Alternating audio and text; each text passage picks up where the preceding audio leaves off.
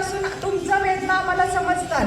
त्यामुळे आपण हा कारखाना काही करून आपल्याला त्यात भरपूर प्रॉब्लेम आले, पण आपण हा कारखाना त्या सगळ्याला मात करून हा विकत घेतला आणि आज त्या बॉयलर पूजन सुद्धा चालू झालेलं आहे.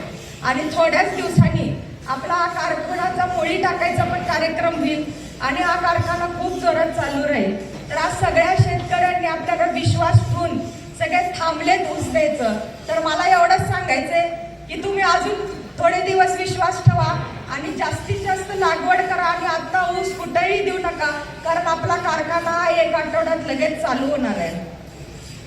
तर मला जाता जाता एवढंच सांगायचंय की इथं मागे जे झालं ते झालं, जे कष्ट केले ते केले, जो त्रास झाला तो झाला, पण यापुढं कुठल्याही प्रॉब्लेमचा तोडगा आम्ही खंबीरपणे त्यातनं काढू आणि तुमच्या मागे खंबीरपणे उभं राहू.